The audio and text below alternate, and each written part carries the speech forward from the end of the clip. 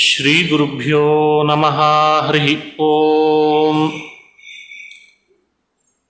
ಶುದ್ಧಾನಂದೋರು ಸಂವಿದ್ಯುತಿ ಬಲಬಹುಲೋದಾರ್ಯ ವೀರ್ಯಾದಿದೇಹಂ ಚಿಂತಾ ಸಂತಾಪಲೇಪೋದ್ಭವಮೂರ್ತಿಮುಖರಾಶೇಷದೋಷಾತಿದೂರಂ ಸದ್ಭಿರ್ವೈರಾಗ್ಯಭಕ್ತಿಶ್ರುತಿಮತಿನಿಯತಧ್ಯಾನಜಜ್ಞಾನಯೋಗಾತ್ ಗಮ್ಯಂ ವಂದೇ ಮುಕುಂದಾಭಿಧಮಮಲಮಲಂ ಬ್ರಹ್ಮವೇದಾಂತವೇದ್ಯಂ ಅಭ್ರಮಂ ಭಂಗರಹಿತಂ ಅಜಡಂ ವಿಮಲಂ ಸದಾ ಆನಂದತೀರ್ಥಮತುಳಂ ಭಜೆ ತಾಪತ್ರಯಾಪಹಂ ಮೂಕೋಪಿ ಯತ್ಪ್ರಸಾದೇನ ಮುಕುಂದಶಯನಾಯತೆ ರಾಜರಾಜಾಯತೆ ರಿಕ್ತೋ ರಾಘವೇಂದ್ರಂ ತಮಾಶ್ರಯೇ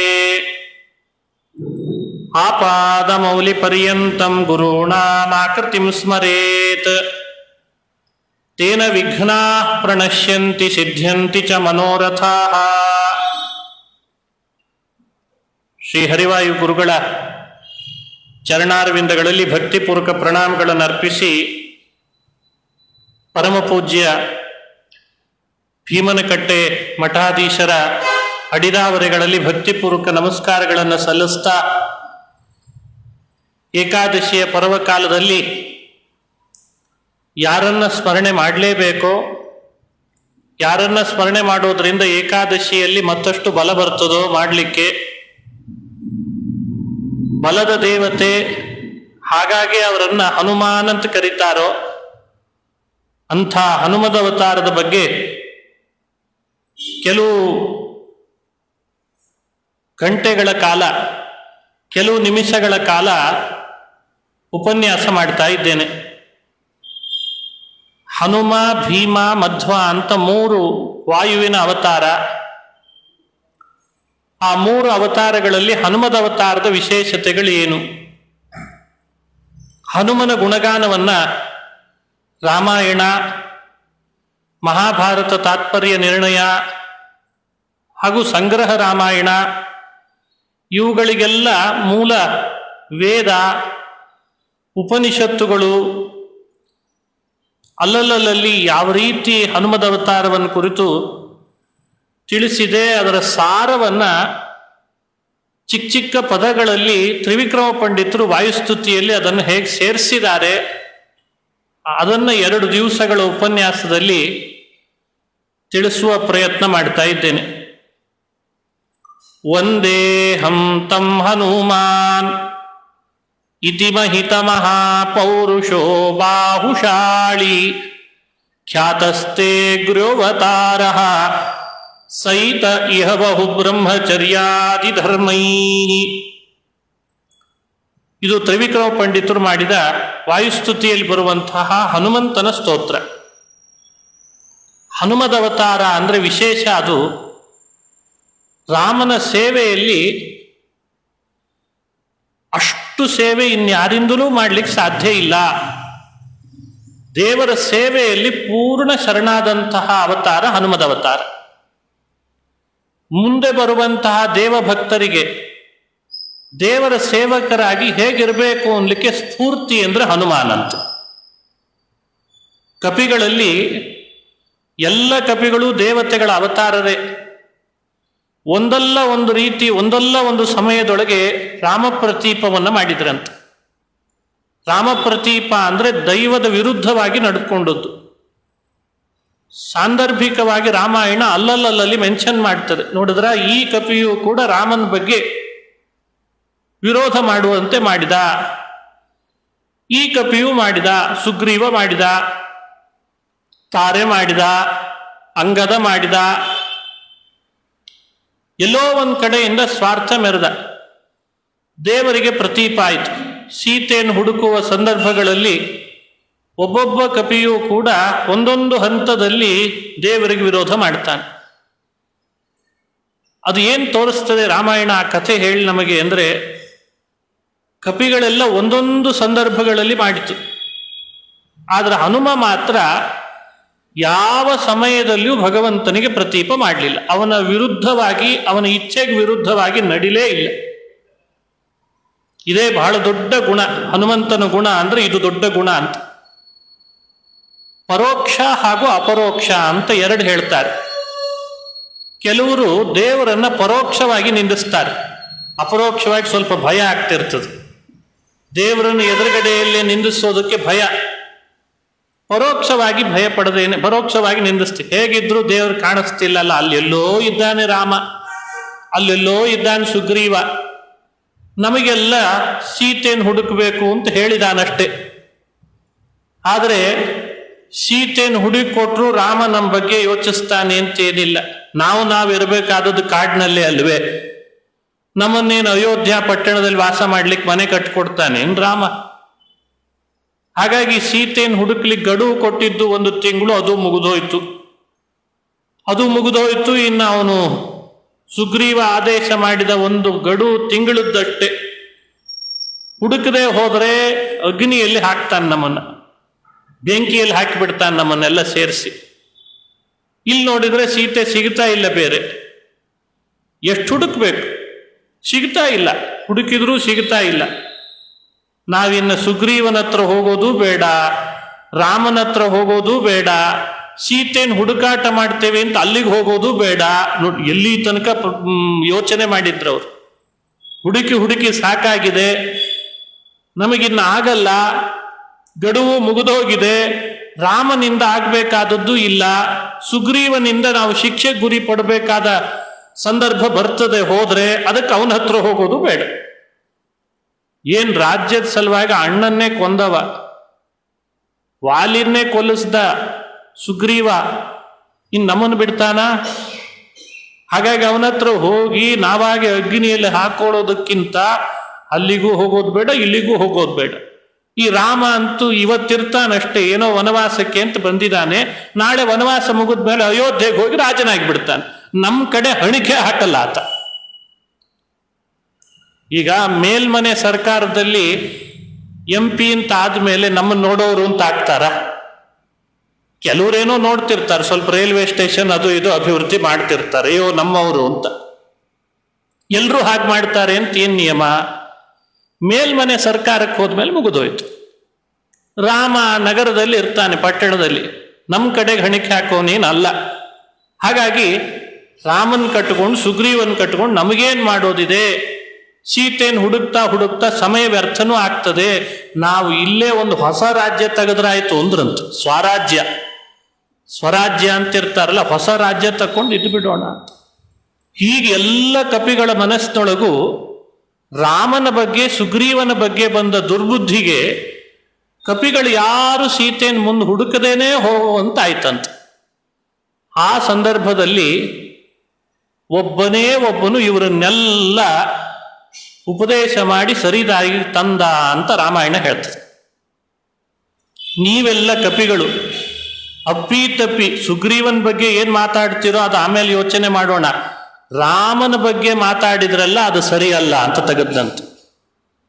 ಇನ್ನೊಂದು ಸಲಿ ಯಾರಾದರೂ ರಾಮ ಪ್ರತೀಪಂ ವಚನಂ ನಸಹೇತ, ರಾಮನಿಗೆ ವಿರುದ್ಧವಾಗಿ ಮಾತನಾಡುವುದು ಈ ಹನುಮ ಸಹಿಸಲ್ಲ ಅಂತನ್ನಂತ. ನೋಡಿ, ಪರೋಕ್ಷೇಪಿ ಹರೇರ್ನಿಂದಾಂ ನ ಕರೋತಿ ಅಂದ್ರೆ ಇದು. ದೇವರನ್ನ ಪರೋಕ್ಷದಲ್ಲಿದ್ದಾಗಲೂ ಕೂಡ ವಿರೋಧಿಸೋದಲ್ಲ, ಇನ್ಯಾರಾದ್ರೂ ವಿರೋಧಿಸ್ತಾ ಇದ್ರೆ ಅದನ್ನ ಸಹಿಸಲ್ಲ ಅಂತ. ಇದು ಒಂದು ದೊಡ್ಡ ಭಾಗವತದ ಧರ್ಮ. ಇವತ್ತು ನಾವು ದೇವರ ಬಗ್ಗೆ ತಮ್ಮ ಜೀವನದಲ್ಲಾದ ಏನೋ ಘಟನೆಗಳನ್ನು ನೆನಪಿಸ್ಕೊಂಡು ನಮ್ಮ ಹತ್ರನೇ ಬಂದು ನಮ್ಮ ಜೊತೆಗೆ ಮಾತಾಡ್ತಾ ದೇವರನ್ನು ಬೈತಾ ಕೂತಿರ್ತಾರೆ. ನಮಗೆ ದೇವ್ರು ಹಿಂಗೆ ಮಾಡಬಾರ್ದಾಗಿತ್ತು ಬಿಡ್ರಿ. ಅದಕ್ಕೆ ನಾನು ಇತ್ತೀಚೆಗೆ ದೇವಸ್ಥಾನಕ್ಕೆ ಹೋಗೋದೇ ಬಿಟ್ಬಿಟ್ಟಿದ್ದೇನೆ. ಎಷ್ಟು ಗಟ್ಟಿಯಾಗಿ ಎಷ್ಟು ಖುಷಿಯಿಂದ ಹೇಳ್ತಾರೆ ಅಂದ್ರೆ, ನಾನು ಅದಕ್ಕೆ ದೇವರ ಬಗ್ಗೆ ಇತ್ತೀಚೆಗೆ ಶ್ರದ್ಧೆ ಕಳ್ಕೊಂಡ್ಬಿಟ್ಟೆ. ನನಗೇನಷ್ಟು ನಂಬಿಕೆ ಇಲ್ಲ, ಮೊದಲು ಬಹಳ ಇಟ್ಟಿದ್ದೆ ಅಂತ. ನೋಡಿ, ಇವನು ನಂಬಿಕೆ ಇಟ್ಟರೆ ಅವನಿಗೆ ಭಾರಿ ಉಪಕಾರ ಆಗ್ತದೆ ದೇವರಿಗೆ. ಮೊದಲು ಮಾಡ್ತಿದ್ದೆ ಪೂಜೆ, ಪುರಾಣಗಳನ್ನು ಕೇಳೋದು, ಎಲ್ಲಾದರೂ ನಡೀತಾ ಇದ್ರೆ ಧರ್ಮದ ಕಾರ್ಯ ನಾನು ಭಾಗಿಸೋದು ಬಹಳ ಮಾಡ್ತಾ ಇದ್ದೆ. ಈಗ ಅದೆಲ್ಲ ಬಿಟ್ಬಿಟ್ಟೆ ಅಂತಂತಾರೆ. ನೋಡಿ, ಇದನ್ನ ಕೇಳಲಿಕ್ಕೆ ಖುಷಿ ಅನಿಸ್ತದೆ. ಹೌದು, ನನ್ನ ಪರಿಸ್ಥಿತಿನೂ ಹಂಗೆ ಆಗಿದೆ ಬಿಡು ಅಂತಾರೆ. ಮತ್ತೆ ಇವಳು ಅವನ ಜೊತೆಗೆ ಸೇರ್ಕೊಂಡು ಪರೋಕ್ಷದಲ್ಲಿ ಹರಿ ನಿಂದೆ ಅಂದ್ರೆ ಇದೆ. ಇದನ್ನ ಹನುಮಂತ ಸಹಿಸ್ತಿರ್ಲಿಲ್ಲ ಅಂತಾರೆ. ನೀನು ದೇವರ ಬಗ್ಗೆ ಏನು ಮಾಡ್ತೀಯೋ ಬಿಡ್ತೀಯೋ ಅದು ನಿನಗ್ ಬಿಟ್ಟದ್ದು, ಆದ್ರೆ ನನ್ನ ಎದುರುಗಡೆಗೆ ಬಂದು ದೇವರಿಗೆ ವಿರೋಧ ಮಾಡ್ತೇನೆ ನಾನು ಅಂತ ಹೇಳಬೇಡ ಅಂತಿದ್ದಂತ ಹನುಮಂತ. ರಾಮ ಅಂದ್ರೆ ಏನ್ ತಿಳಿದಿದೀಯ? ನಿಮ್ಮೆಲ್ಲ ಕಪಿಗಳನ್ನು ಕಟ್ಕೊಂಡು ಅವನಿಗೇನ್ ಮಾಡೋದಿದೆ ಹೇಳು? ಸೀತೆಯನ್ನು ಹುಡುಕ್ಲಿಕ್ಕೆ ನೀನು ಬೇಕೆ? ಯಾರು ಬೇಕಿಲ್ಲ ಅವನಿಗೆ. ಇಷ್ಟು ಸಹಿಸ್ಕೊಂಡಿದ್ದಾನೆ ನಿಮ್ಮನ್ನೆಲ್ಲ ಅಂದ್ರೆ ನಿಮ್ಮಿಂದ ಒಂದು ಪುಣ್ಯದ ಕೆಲಸ ನಡೀಲಿ ಅಂತ ಹಾಗೆ ಮಾಡಿದಾನಷ್ಟೆ. ಅಪ್ಪಿ ತಪ್ಪಿ ಅವನನ್ನು ನಿಂದೆ ಮಾಡಿದ್ರೆ ಇವ ಸಹಿಸಲ್ಲ ಅಂತಿದ್ದಂತ. ಈ ಗುಣ ಇದೆಯಲ್ಲ ಹನುಮಂತನಲ್ಲಿ, ಇದು ಇನ್ಯಾವ ದೇವತೆಗಳಲ್ಲಿಯೂ ನೀವು ನೋಡ್ಲಿಕ್ಕೆ ಸಾಧ್ಯ ಇಲ್ಲ. ಯಾವ ಕಾಲದಲ್ಲಿಯೂ, ಯಾವ ಕ್ಷಣದಲ್ಲಿಯೂ, ಯಾವ ದೇಶದಲ್ಲಿಯೂ ಕಾಯ ವಾಚ ಮನಸ ಭಗವಂತನ ಪ್ರತೀಪವನ್ನು ಮಾಡದೇ ಇರುವಂತಹ ವ್ಯಕ್ತಿತ್ವ ಅಂದ್ರೆ ಅದು ಹನುಮನ ವ್ಯಕ್ತಿತ್ವ ಅಂತ ತಿಳಿಬೇಕಂತ. ಇದೊಂದು ಗುಣ. ಎಂಥೆಂಥ ಪ್ರಸಂಗಗಳು ಬಂತು ಅಂದ್ರೆ ರಾಜರು ಹೇಳ್ತಾರೆ ಸರಸಭಾರತಿ ವಿಲಾಸದಲ್ಲಿ. ಹನುಮನ ಮತ್ತೊಂದು ಗುಣ ಇದೇನೋ ತಮ್ಮವರ ಮಧ್ಯದೊಳಗೆ ಹೇಳುವಾಗ ಆಡಿದ ಮಾತು. ರಾವಣ ರಾಕ್ಷಸರ ಮೂಲಕ ಕಪಿಗಳನ್ನು ಈ ಹನುಮಂತನನ್ನು ಕಟ್ಟಿಹಾಕಿದ ಅಂದ್ರೆ ಇವನೇ ಕಟ್ಟಿಸ್ಕೊಂಡ. ಸ್ಥಿತಂ ಕಪೀಂದ್ರ ಬದ್ಧವತ್ ಅಂತಾರೆ. ಸ್ಥಿತಂ ಕಪೀಂದ್ರ ಬದ್ಧವತ್ ಸ್ಥಿತಂ, ಬಂಧಿತನಾದ ಅಂದ್ರೆ ರಾವಣನೊಂದ್ಸಲಿ ನೋಡಿ ಬರೋಣ ಅಂತಷ್ಟೇ. ಇವನೇನ್ ಬಂಧಿತನಾಗ್ಬೇಕಾಗಿರ್ಲಿಲ್ಲ, ಆದ್ರೂ ಬಂಧಿತನಾದಂತೆ ನಟನೆ ಮಾಡಿದ. ಎಲ್ಲ ಕಟ್ಟಾಕೊಂಡು ಹನುಮಂತನನ್ನು ಎಳ್ಕೊಂಡು ಹೋದ್ರು ರಾವಣನ ಮುಂದೆ. ರಾವಣ ಎದುರುಗಡೆ ನಿಂತಿದ್ದ ಲಂಕೇಶ್ವರ. ಯಾರೋ ನೀನು, ಯಾಕೋ ಹೀಗೆ ಮಾಡಿದಿ? ಇಡೀ ವನನೇ ನಾಶ ಮಾಡಿದಿ, ನನ್ನ ಮಗನ್ ಬೇರೆ ಕೊಂದು ಹಾಕಿದೆಲ್ಲೋ, ಯಾರು ನೀನು? ಕಪೇ ಕುತೋಸಿ ಕಸ್ಯವಾ ಕಿಮರ್ಥಮೀದೃಶಂ ಕೃತಂ. ಯಾಕೆ ಹೀಗೆ ಮಾಡಿದಿ? ಎಲ್ಲಿಂದ ಬಂದಿದ್ದಿ ನೀನು? ಸುತ್ತಲೂ ರಾಕ್ಷಸರು ನಿಂತಿದ್ದಾರೆ, ಆಂಜನೇಯನನ್ನು ಕಟ್ಟಿದ್ದಾರೆ ಬೇರೆ. ರಾವಣ ಕೇಳ್ತಿದ್ದಾನೆ, ಯಾರೋ ನೀನು, ಯಾಕೆ ಬಂದಿದ್ದಿ, ಯಾಕೆ ಹೀಗೆ ಮಾಡ್ತಿದ್ದಿ ಅಂತ ಕೇಳ್ತಿದ್ದಾರೆ. ಉತ್ತರ ಏನ್ ಕೊಡ್ಬೇಕು ಹನುಮಂತ ಏನು ಉತ್ತರ ಕೊಡ್ಬೇಕು? ಅವೈಹಿ ದೂತಮಾಗತಂ ದುರಂತ ವಿಕ್ರಮಸ್ಯ ಮಾಂ ರಘುತ್ತಮಸ್ಯ ಮಾರುತಿಂ ಕುಲಕ್ಷಯೇ ತವೇಶ್ವರಂ. ರಾಮಸ್ಯ ದೂತಮಾಗತಂ ಅವೈಹಿ. ನಾನು ಯಾರು ಅಂತ ಪ್ರಶ್ನಿಸಿದ್ದಕ್ಕೆ ನಾನು MA ಓದಿದ್ದೇನೆ, PhD ಮಾಡಿದ್ದೇನೆ, ಇಷ್ಟು ದೊಡ್ಡ ಪ್ರೊಫೆಸರ್ ಆಗಿದ್ದೇನೆ, ಏನು ಪರಿಚಯ ಹೇಳ್ಕೊಳ್ಳಿಲ್ಲ. ಪರಿಚಯ ಹೇಗೆ ಹೇಳ್ಕೊಂಡ? ರಘುತ್ತಮಸ್ಯ ದೂತಮಾಗತಂ ಅವೈಹಿ.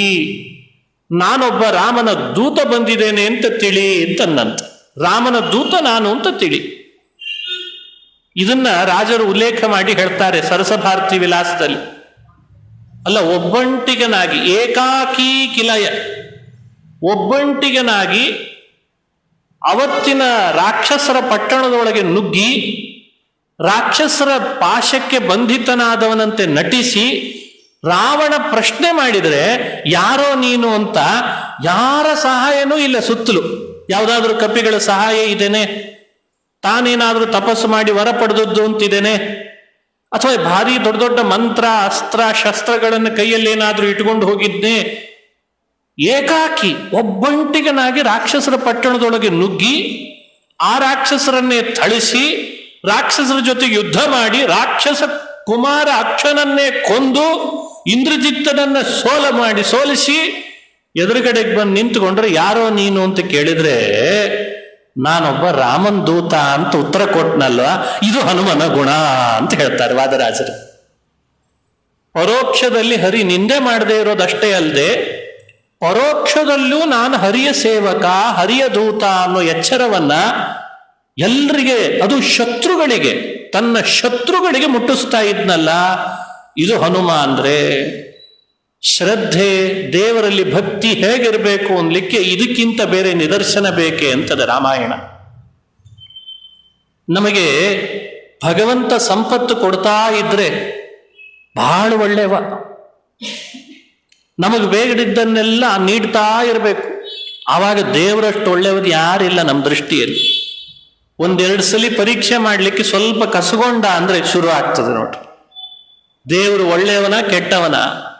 ನಮಗೂ ಕೆಟ್ಟವ, ಎದುರುಗಡೆ ಇದ್ದವರಿಗೂ ಕೆಟ್ಟವ, ಪಕ್ಕದಲ್ಲಿದ್ದವರಿಗೂ ಕೆಟ್ಟವ. ಛೇ ಛೇ ಛೇ ಛೇ, ದೇವರು ಕೆಟ್ಟವನು ಅಂತ ಹೇಳುವಷ್ಟು ನಾವು ಇನ್ಯಾರನ್ನೂ ಹೇಳಲ್ಲ. ಅವಾಗ ಎಲ್ಲಿವರೆಗೂ ನಮ್ಮ ಶತ್ರುಗಳಿಗೂ ಬರಬಾರದು, ನನಗೆ ಬಂದ ಪಾಡು, ದೇವರಂಥ ಪಾಡು ಕೊಟ್ಬಿಟ್ಟ ನನಗೆ ಅಂತಿರ್ತಾನೆ. ಹನುಮ ಹಾಗಲ್ಲ. ಅವನು ಒಂದ್ಸಲಿ ಹೀಗೆ ಒಂದ್ಸಲಿ ಹೀಗೆ ಅಂತನ್ಲಿಕ್ಕೆ ಈ ಸಮೂಹ ಸನ್ನಿ ಅಂತ ಒಂದು ಶಬ್ದ ಇದೆ, ಕೇಳಿರ್ಬೇಕು. ಸಮೂಹ ಸನ್ನಿಗಳು ಬೇಕಾದಾಗ ಈ ಪಕ್ಷದಲ್ಲಿ ಸೇರ್ಕೊಳ್ಳೋದು. ಬೇಡವಾಯ್ತಾ, ಸರಿ ಬೇಡ ಬೇಡ ಆ ಕಡೆ ಹೋಗ್ಬಿಟ್ರೆ ಸಾಕು, ಈಗ ಅಧಿಕಾರ ಅಲ್ಲಿದ್ದಾರೆ ಅಲ್ಲಿ ಹೋಗ್ಬಿಟ್ರೆ ಆಯ್ತು. ಈ ಥರದ ಮೆಂಟಾಲಿಟಿ ಹನುಮಂತಂದ ಅಲ್ಲ ಅಂತ. ಅವನು ಹಿಡಿದಿರೋದೇ ಸರಿಯಾದ ದೈವದ ಪಕ್ಷ. ಅವನಿಗಿರೋ ಬಲವೇ ಸ್ವಾಭಾವಿಕವಾದ ಬಲ. ಅವನ ಮಾತು ದೈವದ ಪರ. ಅವನು ನಂಬಿದ್ದು ದೈವವನ್ನ. ಶತ್ರುಗಳು ಕೇಳಿದ್ರು ಅದೇ ಉತ್ತರ, ತನ್ನವರು ಕೇಳಿದ್ರು ಅದೇ ಉತ್ತರ. ಯಾವ ಕಾರಣಕ್ಕೂ ತನ್ನ ಹೆಜ್ಜೆಯಿಂದ ತಾನು ಹಿಂದೆ ಸರಿಯೋನಲ್ಲ. ಇದು ಹನುಮ ಅಂದ್ರೆ ಅಂತ ಹೇಳ್ತಾರೆ ನೋಡಿ. ಕಪಿಗಳಿಗೆ ಹೇಳುವಾಗಲೂ ಅದನ್ನೇ ಹೇಳ್ತಾನೆ, ರಾಮನ್ ವಿರೋಧ ಸಹಿಸಲ್ಲ ಅಂತ. ರಾಕ್ಷಸ ರಾವಣನ್ ಮುಂದೆ ನಿಂತುಕೊಂಡಾಗಲೂ ಅದನ್ನೇ ಹೇಳ್ತಾನೆ, ರಾಮನ್ ವಿರೋಧ ಮಾಡಬೇಡ ಅಂತ. ರಾಮನ್ ವಿರೋಧ ಸಹಿಸಲ್ಲ, ರಾಮನ ವಿರೋಧ ಮಾಡಬೇಡ. ಹೀಗೆ ಮುಂದುವರಿಸಬೇಕಂದ್ರೆ ನಿನ್ನ ಮಗನ್ನ ಹುಲ್ಕಡ್ಡಿ ಮಾಡಿದ ಹಾಗೆ ಮಾಡಿ ನಿನ್ನ ಲಂಕಾ ಪಟ್ಟಣವನ್ನೇ ಇಲ್ಲ ಅನಿಸ್ಬಿಡ್ತೇನೆ. ಇಲ್ಲ ಅಂತ ಅನಿಸ್ಯೂ ಬಿಟ್ಟ. ಸ ರಾವಣಂ ಸ ಪುತ್ರಕಂ ತೃಣೋಪಮಂ ವಿಧಾಯ ಚ ತಯೋ ಪ್ರಪಶ್ಯತೋ ಪುರೀಂ ವಿಧಾಯ ಭಸ್ಮ ಸಾಧ್ಯಯೋ. ಯಾಕೆ? ರಾಮನ ಪ್ರತೀಕ ಮಾಡ್ತಾ ಇದ್ದಿ, ರಾಮನ ವಿರೋಧ ಮಾಡ್ತಾ ಇದ್ದಿ. ಇದು ಹನುಮನ ಮತ್ತೊಂದು ಅದ್ಭುತವಾದಂತಹ ವ್ಯಕ್ತಿತ್ವ ಅಂತ ನಾವು ತಿಳಿಬೇಕು. ಹನುಮನಲ್ಲಿ ಎರಡು ಅಂಶ ನಾವು ಗಮನಿಸಬೇಕಾದದ್ದು ಇನ್ನೂ ಇದೆ. ಹನುಮನ ಅಭ್ಯಾಸ, ಅವನ ಅಭ್ಯಾಸದ ಪ್ರಕ್ರಿಯೆ ನೀವು ಕೇಳಿದ್ರೆ ಆಶ್ಚರ್ಯ ಪಡ್ತೀರಿ. ಅಭ್ಯಾಸ ಹೇಗೆ ಮಾಡಿದ? ಮಹಾವ್ಯಾಕರಣ ಅಂತ ಇದೆ. ಮಹಾವ್ಯಾಕರಣ, ಐಂದ್ರ ವ್ಯಾಕರಣ, ಚಾಂದ್ರ ವ್ಯಾಕರಣ, ಸಾರಸ್ವತ ವ್ಯಾಕರಣ, ಪಾಣಿನಿ ವ್ಯಾಕರಣ ಅಂತ ವ್ಯಾಕರಣಗಳಲ್ಲಿ ತುಂಬ ಇದ್ದಾವೆ. ಆ ಎಲ್ಲ ವ್ಯಾಕರಣಗಳ ಮೊದಲನೇ ವ್ಯಾಕರಣ ಮಹಾವ್ಯಾಕರಣ. ಆ ವ್ಯಾಕರಣವನ್ನ ಹನುಮ ಅಧ್ಯಯನ ಮಾಡಿದ್ದು ಸೂರ್ಯನ ಹತ್ರ ಅಂತ ರಾಮಾಯಣದಲ್ಲಿ ಹೇಳ್ತಾರೆ. ಸೂರ್ಯನಾರಾಯಣ ವ್ಯಾಕರಣ ಶಾಸ್ತ್ರ ಪಾಠ ಮಾಡ್ತಾನೆ. ಆಂಜನೇಯ ಕೇಳಿದ್ದಂತೆ ಸೂರ್ಯನಾರಾಯಣನ ಹತ್ರ, ಸೂರ್ಯನಾರಾಯಣ ನನಗೆ ವ್ಯಾಕರಣ ಶಾಸ್ತ್ರ ಪಾಠ ಮಾಡು ಅಂತ. ಪಾಠ ಏನೋ ಮಾಡ್ತಿದ್ದೆ, ಆದರೆ ನಾನು ಬೆಳಗ್ಗೆಯಿಂದ ರಾತ್ರಿ ಅಂದ್ರೆ ಸಂಜೆ ಆಗುವಷ್ಟರಲ್ಲಿ ಒಂದು ಬಾರಿ ಆ ಕಡೆಯಿಂದ ಈ ಕಡೆ ತಿರುಗಿ ಬರಬೇಕಾಗ್ತದೆ. ಆಕಾಶದಲ್ಲಿ ಇರ್ತಾನೆ ಸೂರ್ಯನಾರಾಯಣ. ನೀನ್ ಯಾವಾಗ ಪಾಠ ಮಾಡಿಸ್ಕೊಳ್ತಿ, ನನ್ನ ಎದುರುಗಡೆ ಕೂಡ್ತಿ ಯಾವಾಗ? ಅದಕ್ಕೆ ಆಂಜನೇಯ ಹೇಳಿದ್ದಂತೆ, ನಿನ್ನ ಎದುರುಗಡೆಯಲ್ಲಿ ನಾನು ನಿನ್ನ ಜೊತೆಗೇ ಭೂಮಿಯನ್ನು ಸುತ್ತುತ್ತೇನೆ ಎಂದಂತ. ನೀನೂ ಬೇಕಂದ್ರೆ ಆಕಾಶದಲ್ಲಿ ಬಾ, ನಾನೂ ಬರ್ತೇನೆ, ನಿನ್ನ ಎದುರುಗಡೆಯಲ್ಲಿ ನಾನು ಕೂಡ್ತೇನೆ, ನೀನು ಪಾಠ ಮಾಡು, ನಾನು ಕೇಳ್ತೇನೆ ಅಂತಂದಂತ. ಹೀಗೆ ಮಹಾವ್ಯಾಕರಣವನ್ನ ಸೂರ್ಯನಾರಾಯಣನ ಬಳಿ ಆಕಾಶದೊಳಗೆ ಸೂರ್ಯನ ಎದುರುಗಡೆ ನಿಂತುಕೊಂಡು ಅವನಂತೆ ಇವನು ಸುತ್ತುತ್ತಾ ವ್ಯಾಕರಣ ಶಾಸ್ತ್ರ ಪಾಠ ಕೇಳಿದ್ನಂತೆ. ಜ್ಞಾನ ಎಂಥದ್ದು ಅನ್ಲಿಕ್ಕೆ ಇದು ಸಾಕಲ್ಲ, ಅಧ್ಯಯನಶೀಲತೆ. ಅದಕ್ಕೆ ಮಹಾವ್ಯಾಕರಣಾಂಬೋಧಿ ಮಂಥಮಾನಸ ಮಂದರಂ ಕವಯಂತಂ ರಾಮಕೀರ್ತ್ಯ ಹನುಮಂತಮುಪಾಸ್ಮಹೇ. ಮಹಾವ್ಯಾಕರಣ ಸಾಗರದಲ್ಲಿ ನೀವು ಯಾವಾಗಲೂ ವಿಹರಿಸಿ ಬಂದ ಮಹಾನುಭಾವರು ಕವಯಂತಂ ರಾಮಕೀರ್ತ್ಯ ಹನುಮಂತಮುಪಾಸ್ಮಹೇ ಅಂತಾರೆ. ಇಂಥ ಹನುಮಂತನನ್ನ ಉಪಾಸನೆ ಮಾಡ್ತೇನೆ. ನೋಡಿ, ಈ ಶ್ಲೋಕ ಚೆನ್ನಾಗಿ ಯಾರು ಪಠಣ ಮಾಡ್ತಾರೆ ಮಕ್ಕಳಿಗೆ ಬೇಗ ವಿದ್ಯೆ ಬರ್ತದೆ. ಮಹಾವ್ಯಾಕರಣಾಂಬೋಧಿ ಮಂಥಮಾನಸ ಮಂದರಂ ಕವಯಂತಂ ರಾಮಕೀರ್ತ್ಯ ಹನುಮಂತಮುಪಾಸ್ಮಹೇ. ಮಹಾವ್ಯಾಕರಣದ ಸಾಗರದಲ್ಲಿ ಮುಳುಗಿದವರು ಅಂತ. ಇದು ವ್ಯಕ್ತ ಆದದ್ದು ಎಲ್ಲಿ ಅಂದ್ರೆ, ಅದೇ ಹನುಮನಾಗಿ ಭೀಮನಾಗಿ ಮಧ್ವರಾದರು. ಮಧ್ವರಾದಾಗ ವೇದಗಳ ವ್ಯಾಖ್ಯಾನ ಮಾಡೋ ಸಂದರ್ಭ ಬರ್ತದೆ. ಮಧ್ವಾಚಾರ್ಯರು ವೇದಕ್ಕೆ ವ್ಯಾಖ್ಯಾನ ಮಾಡೋ ಮುನ್ನ ಬಹಳಷ್ಟು ಜನ ವೇದಗಳಿಗೆ ವ್ಯಾಖ್ಯಾನ ಮಾಡಿದ್ರು, ಬೇರೆ ಬೇರೆಯವರು. ವೇದಗಳಿಗೆ ವ್ಯಾಖ್ಯಾನಿಸಬೇಕಾದ್ರೆ ವ್ಯಾಕರಣ ಶಾಸ್ತ್ರ ಬೇಕು. 6 ಅಂಗಗಳು ಬೇಕು. ವೇದ ವ್ಯಾಖ್ಯಾನ ಮಾಡಬೇಕಾದ್ರೆ 6 ಅಂಗ ತಿಳಿದಿರಬೇಕು. ಶಿಕ್ಷಾ, ಕಲ್ಪ, ವ್ಯಾಕರಣ, ನಿರುಕ್ತ 6 ಅಂಗಗಳನ್ನು ತಿಳಿದ್ರೆ ವೇದ ವ್ಯಾಖ್ಯಾನ ಮಾಡ್ಲಿಕ್ಕೆ ಬರುತ್ತೆ. 6 ಯೋಜನದ ಸಮುದ್ರವನ್ನು ಹಾರಿಬಿಟ್ರಂತೆ. ಅದೇ ವೇದ ಸಮುದ್ರ. ಹೇಗೆ? ಮಹಾವ್ಯಾಕರಣ ಬಲ್ಲವರಾಗಿ ಅಂತ ಅರ್ಥ. ಅಂದ್ರೆ ಹನುಮಂತ ದೇವರ ಬಗ್ಗೆ ಪ್ರಸಿದ್ಧವಾದ ಒಂದು ಕಥೆ ಇದೆ. ಆ ಕಥೆ ಕೇಳಿದವರೆಲ್ಲ ಸಣ್ಣ ಸಣ್ಣ ಮಕ್ಕಳಿಗೆ ನೋಡ್ರಿ, ಹನುಮನಿಗೆ ದಾಳಿಂಬೆ ಹಣ್ಣು ಮೇಲಿದೆ, ಹೇಗಿದ್ರು ಕಿತ್ತಿ ತಿಂದು ಬಿಟ್ರಾಯ್ತು ಅಂತ ಆಕಾಶಕ್ಕೆ ಹಾರಿಬಿಟ್ಟ. ಆಕಾಶಕ್ಕೆ ಹಾರಿದ, ಸೂರ್ಯನನ್ನು ತಿನ್ಲಿಕ್ಕೆ ಹೋದ, ಹಸಿವೆ ಆಗಿದೆ ಅಂತ. ಆ ಸಂದರ್ಭದೊಳಗೆ ಇಂದ್ರ ಬಂದ, ಸೂರ್ಯನನ್ನು ತಿಂತದಲ್ಲ ಇದು ಅಂತ ಕೈಯಲ್ಲಿರೋ ವಜ್ರದ ಏಟ್ ಹಾಕಿದ. ಒಂದು ಏಟ್ ಬಿತ್ತಂತೆ ಆಂಜನೇಯನ ಗದ್ದಕ್ಕೆ, ಗದ್ದ ದಪ್ಪ ಆಗಿಬಿಡ್ತು, ಕೆಳಗೆ ಬಂದು ಬಿದ್ದುಬಿಟ್ಟ. ಹಾಗಾಗಿ ಆಂಜನೇಯನ ಗದ್ದ ಯಾವಾಗಲೂ ದಪ್ಪ ಇದೆ ಅಂತ ಕತೆ ಹೇಳ್ತಾರೆ. ಸೂರ್ಯನ್ ತಿನ್ಲಿಕ್ಕೆ ಹೋದದ್ರ ಪ್ರಭಾವ ಇದು ಅಂತ. ಇದು ಲೋಕದಲ್ಲಿ ಪ್ರಸಿದ್ಧ ಇರೋ ಕಥೆ. ವಾಸ್ತವಿಕ ಕಥೆ ಏನಿದು? ಸೂರ್ಯನನ್ನ ದಾಳಿಂಬರೆ ತಿಳ್ಕೊಂಡ ಅಂದ್ರೆ ಏನ್ ತಿಳಿಬೇಕು ಹೇಳಿ? ಜಗತ್ತಿನಲ್ಲಿ ಇನ್ಯಾರಿಗಾದ್ರೂ ಭ್ರಮೆ ಬಂದ್ರೆ ಅದನ್ನು ಕಳಿಯೋ ದೇವತೆನೇ ವಾಯು. ಅವನಿಗೆ ಭ್ರಮೆ ಇದೆ ಅಂತ ಹೇಳ್ಬಿಟ್ರೆ ಅದು ದಾಳಿಂಬ್ರೆ ಹಣ್ಣು ಸೂರ್ಯ ಕಂಡ ಯಾರಿಗೆ ನಮಗೆ ಕಾಣಿಸ್ತಾ ಇಲ್ಲ. ಸೂರ್ಯ ಎಂದಾದ್ರೂ ದಾಳಿಂಬ್ರೆ ಹಣ್ಣು ಕಂಡಾಗ ನಮಗ್ ಕಾಣಿಸ್ತಿದ್ದಾನ? ಮತ್ತೆ ಕಥೆ ಇದಲ್ಲ, ಇದು ಸರಿಯಾದ ಕಥೆ ಅಲ್ಲ. ನಿಜವಾದ ಕಥೆ ಏನು? ಸೂರ್ಯನ ನೋಡಿದ್ದು ನಿಜ, ಹಸಿವೆ ಆದದ್ದು ನಿಜ ಅಲ್ಲ. ಯಾಕಂದ್ರೆ ಅವ್ರಿಗೆ ಹಸಿವೆ ಇಲ್ಲ. ದೇವತೆಗಳಿಗೆಲ್ಲ ಅಮೃತಾಶಿನಃ ಅಂತ ಹೆಸರು. ಅಮೃತವನ್ನ ಪಾನ ಮಾಡಿದವರು ಅವರ ಹಸಿವೆ ನೀರಡಿಕೆಗಳಿಗೆ ತುತ್ತಾಗುವವರಲ್ಲ, ರೋಗ ರುಜಿನಗಳಿಗೆ ಒಳಗಾಗುವವರಲ್ಲ ಅಂತ ವೇದಗಳು ದೇವತೆಗಳ ಬಗ್ಗೆ ಹೇಳ್ತದೆ ಮಾಹಿತಿ. ಬೇರೆ ದೇವತೆಗಳೇ ಹೀಗಾದ್ರೆ ಇನ್ನು ದೇವತೆಗಳಿಗಿಂತ ಉತ್ತಮರಾದ ವಾಯುವಿಗೆ ಹೇಗಿರಬೇಡ? ಹಸಿವೆ ಪ್ರಶ್ನೆನೇ ಇಲ್ಲ, ನೀರಡಿಕೆ ಪ್ರಶ್ನೆನೇ ಇಲ್ಲ, ಅವರಿಗೆ ಭ್ರಮೆ ಬರೋಂಥ ಪ್ರಶ್ನೆನೇ ಇಲ್ಲ. ಹಾಗಾದ್ರೆ ಹಾರಿದ್ದು ನಿಜ ಹೌದೋ ಅಲ್ಲೋ? ಸೂರ್ಯನ ವಿರುದ್ಧ ಹಾರಿದ್ರೋ ಇಲ್ಲೋ? ಹೌದು, ಹಾರಿದ್ದು ನಿಜ. ಸೂರ್ಯನನ್ನೇನೋ ಮಾಡಬೇಕು ಅಂತ ಹಾರಿದ್ದಲ್ಲ. ಸೂರ್ಯನನ್ನ ರಾಹು ಹಿಡಿಲಿಕ್ಕೆ ಬಂದಿದ್ದಂತ. ಈ ಗ್ರಹಣ ಅಂತ ಆಗ್ತದೆ, ಕೇಳಿರ್ಬೇಕು ಕಥೆ. ಗ್ರಹಣ ಅಂತ ಆಗ್ತದೆ, ಸೂರ್ಯಗ್ರಹಣ, ಚಂದ್ರಗ್ರಹಣ ಅಂತ. ಒಮ್ಮೆ ಚಂದ್ರನನ್ನ, ಒಮ್ಮೆ ಸೂರ್ಯನನ್ನ ಹಿಡಿಲಿಕ್ಕೆ ಹೋಗ್ತಾನೆ ರಾಹು. ರಾಹು ಹಿಡಿಲಿಕ್ಕೆ ಹೋದಾಗ ಆಂಜನೇಯನಿಗೆ ಅದು ಕಣ್ಣಿಗೆ ಬಿತ್ತು. ಇವ ರಾಹು ಯಾಕೆ ಹಿಡಿಬೇಕು ಈ ಸೂರ್ಯನನ್ನ ಈ ಸಮಯದಲ್ಲಿ? ಹಿಡಿಯೋದು ಬೇಡ ಅಂತ ತಡಿಲಿಕ್ಕೆ ಹೋದಂತ. ರಾಹುನ್ ತಡಿಲಿಕ್ಕೆ ಹೋದ್ರೆ ರಾಹುವಿಗೆ ಸಿಟ್ಟು ಬಂತು. ನಾನು ಆಹಾರ ಮಾಡ್ಕೊಳ್ತಿದ್ದೆ ಸೂರ್ಯನನ್ನ, ನನ್ನ ಕೆಲಸ ಅದು, ನಾನು ಮಾಡಬೇಕಾದಿದ್ದು, ಇದ್ಯಾವುದೋ ಕೋತಿ ಬಂತಲ್ಲ ಅಂತ ಸಿಟ್ಟು ಬಂದು ಇಂದ್ರನಿಗೆ ಹೋಗಿ ರಾಹು ದೂರು ಕೊಟ್ಟಂತೆ. ರಾಹು ದೂರು ಕೊಟ್ಟ ಕೂಡಲೇ ಇಂದ್ರ ವಜ್ರಾಯುಧ ತಂದು ರಾಹುವಿನ ಪರ ವಹಿಸಿ ಬರ್ತಿದ್ದ ಆಂಜನೇಯನ ಗದ್ದಕ್ಕೆ ಏಟ್ ಹಾಕಿಬಿಟ್ಟ ವಜ್ರಾಯುಧದಿಂದ. ಏಟ್ ಹಾಕಿದ್ದು ನಿಜ, ಏಟ್ ಬಿದ್ದಿಲ್ಲ ಅಂತಲ್ಲ, ಏಟ್ ಹಾಕಿದ್ದು ನಿಜ. ಆದರೆ ಈ ಸಂದರ್ಭದಲ್ಲಿ ಏಟ್ ಹಾಕಿಸ್ಕೊಂಡ ಹನುಮ ಉಳಿದಲ್ಲ ಅಂತ ಯೋಚನೆ ಮಾಡೋದು ಅಲ್ಲಂತೆ. ವಜ್ರಾಯುಧ ಪುಡಿ ಆಗಲಿಲ್ಲಲ್ಲ ಅದು ಹೇಳ್ರಿ ಅಂತಂದ್ರು ಮಹಾನುಭಾವರು. ಪುಣ್ಯಕ್ಕ ವಜ್ರಾಯುಧಕ್ಕೆ ಏನಾಗಲಿಲ್ಲಲ್ಲ, ಅದು ಉಳಿಲಿ ಅಂತ ಹಾಗೆ ಬಿಟ್ಟ ಹನುಮಂತ. ಇದನ್ನ ನಾರಾಯಣ ಪಂಡಿತರು ಹೇಳ್ತಾರೆ. ಭಂಗೇ ಪ್ರಸಕ್ತೇಪಿ ನ ಭಂಗಮಾಪ ಹನುಶಿಶೋರ್ಯತ್. ನೋಡಿ, ಹನುಮಾನ್ ಅನ್ನೋ ನಾಮ ಇವನಿಗೆ ಯಾಕೆ ಬಂತು? ಭಂಗೇ ಪ್ರಸಕ್ತೇ ಅಪಿ ಭಂಗಂ ನಾಪ. ಈ ಗದ್ದಕ್ಕೆ ವಜ್ರಾಯುಧದ ಏಟು ಬಿದ್ದಾಗ ಬೇರೆಯವರು ಗದ್ದಕ್ಕೇನಾದ್ರೂ ವಜ್ರಾಯುಧದ ಏಟು ಹಾಕಿದ್ರೆ ಪುಡಿ ಪುಡಿಯಾಗಿ ಹೋಗ್ತಿತ್ತದು. ಇವನ ಗದ್ದಕ್ಕೆ ಆ ಏಟು ಬಿದ್ರೂ ಕೂಡ ಇವನಿಗೇನೂ ಆಗಲಿಲ್ಲ, ಏನೇನೇನೇನೂ ಆಗಿಲ್ಲ. ನಿಮಗೆ ಹೇಳಬೇಕು ಅಂದ್ರೆ ಆಂಜನೇಯ ಹುಟ್ಟಿದಾಗಿಂದ ಹಂಗೆ ಇದ್ದಾನೆ ಮಹಾನುಭಾವ, ಹಾಗೆ ಇದ್ದಾನಾತ.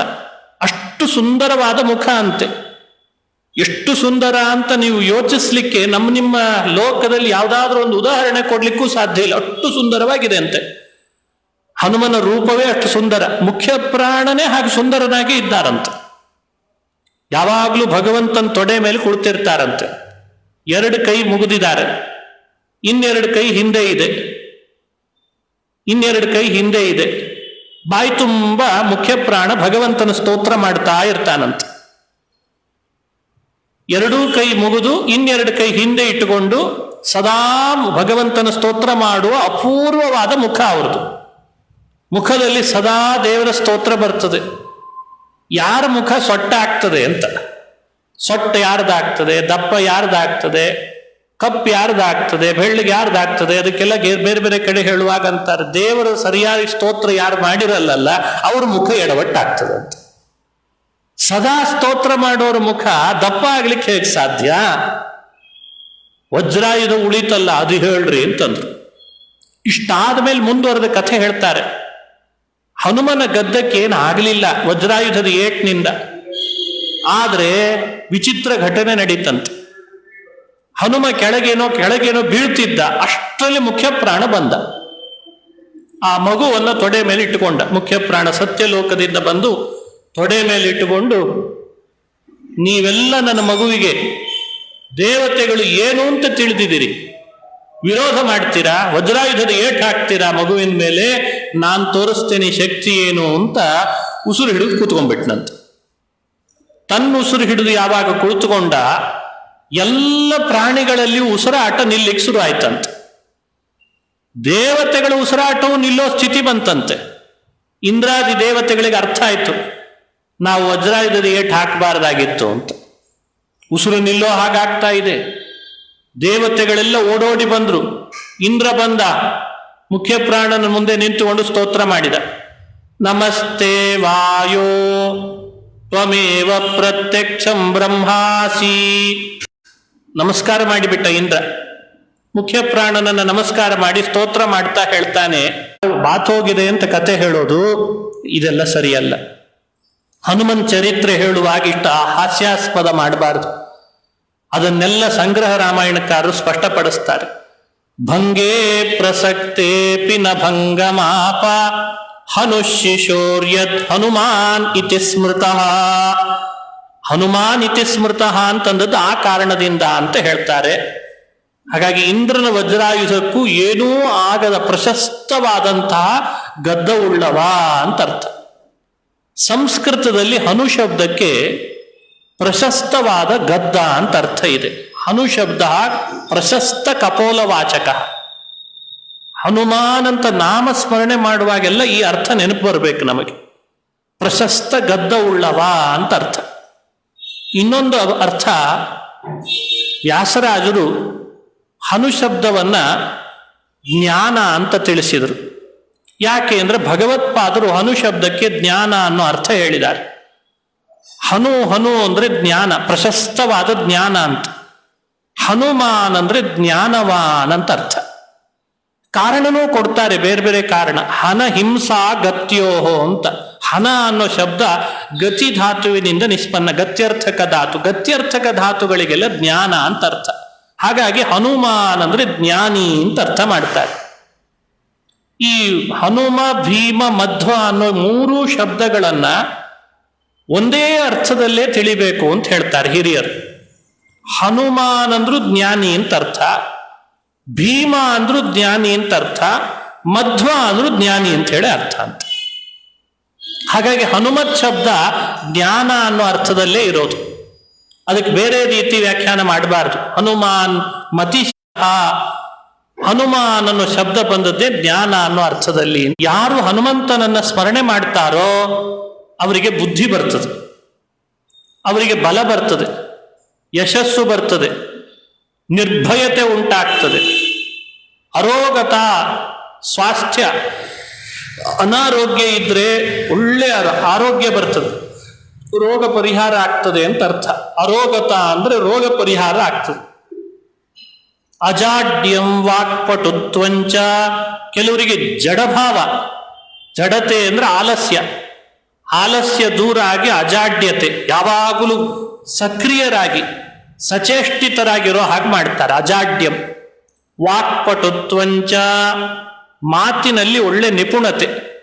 ಕೆಲವರಿಗೆ ಮಾತನಾಡಲಿಕ್ಕೆ ಆಗ್ತಿರಲ್ಲ, ಮಾತನಾಡಿದ್ರು ಇನ್ನೊಬ್ರಿಗೆ ಅರ್ಥ ಆಗ್ತಿರಲ್ಲ.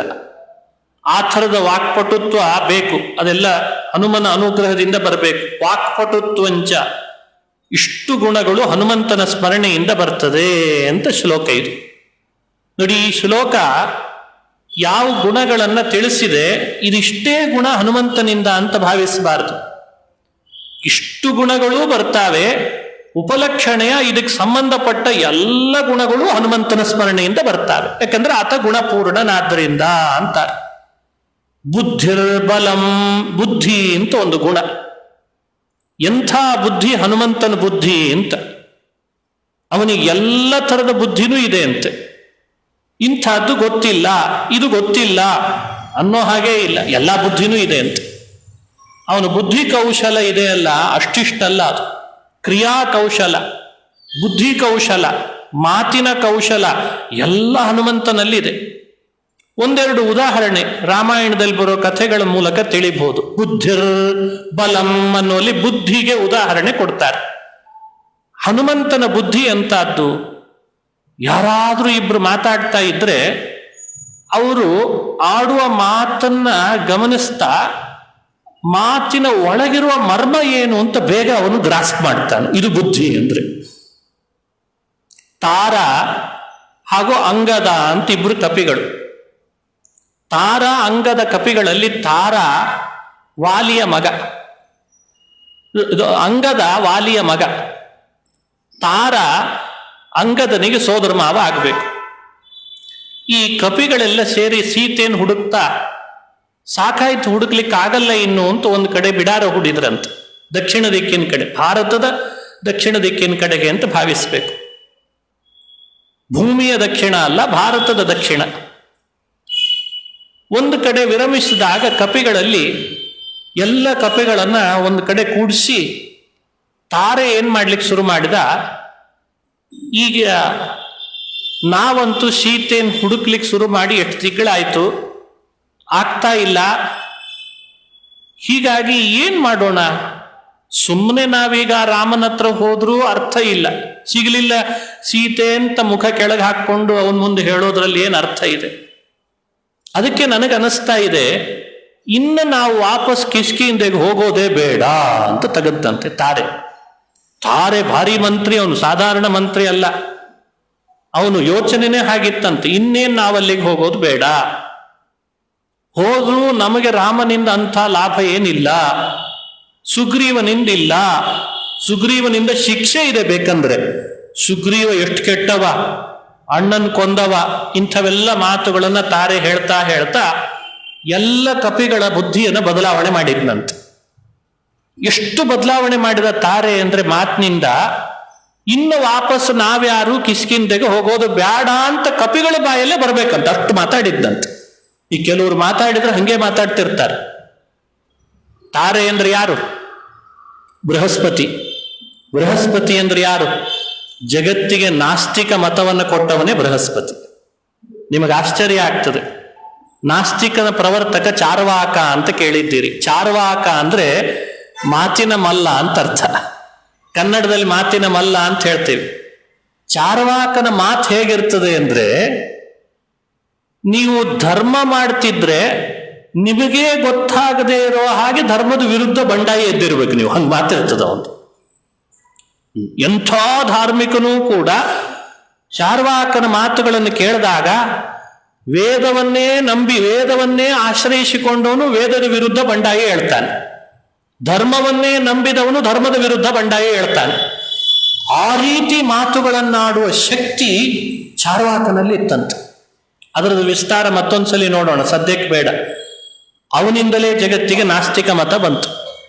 ಅಂಥವನು ತಾರೆಯಾಗಿದ್ದ ಆವಾಗ. ಅವನ ಮಾತಿಗೆ ಸರಳವಾಗಿ ಕಪಿಗಳೆಲ್ಲ ಮರಳಾದ್ರು. ಕಪಿಗಳೆಲ್ಲ ಮರಳಾಗಿ ಕೇಳ್ತಾರಂತೆ ತಾರೆಗೆ, ಎಂಥ ಬುದ್ಧಿವಾದ ಹೇಳ್ದಿ ನೀನು.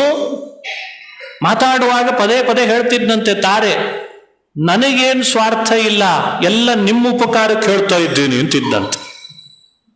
ಜನಸೇವೆನೇ ಜನಾರ್ದನನ ಸೇವೆ ಅಂತಿರ್ತಾರಲ್ಲ, ಹಂಗೆ ಎಲ್ಲ ನಿಮ್ಮ ಉಪಕಾರಕ್ಕೆ ಹೇಳ್ತಾ ಇದ್ದೀನಿ.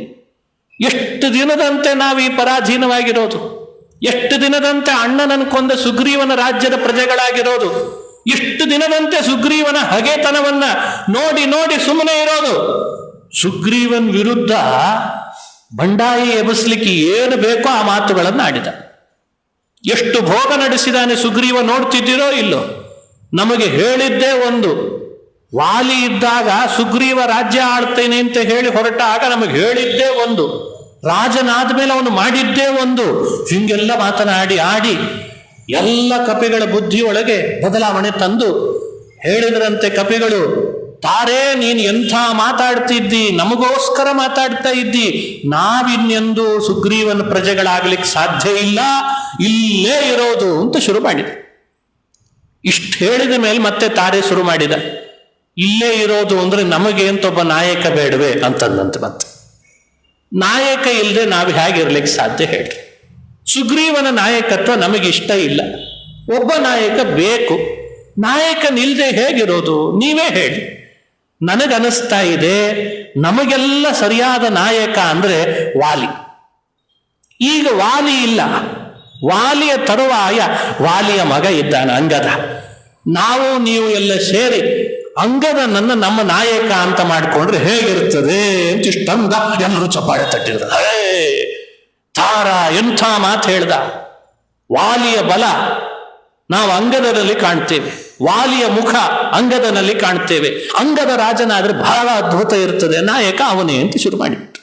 ಎಲ್ಲರೂ ಒಪ್ಪಗೊಂಡ್ರು. ಆಂಜನೇಯ ದೂರದಲ್ಲಿ ಸುಮ್ಮನೆ ಕೂತಿದ್ದ, ನೀವೇನು ಮಾತಾಡ್ತಾರೆ ಮಾತಾಡ್ಲಿ ಅಂತ ಸುಮ್ಮನೆ ಇದ್ದಾನ ಆಂಜನೇಯ.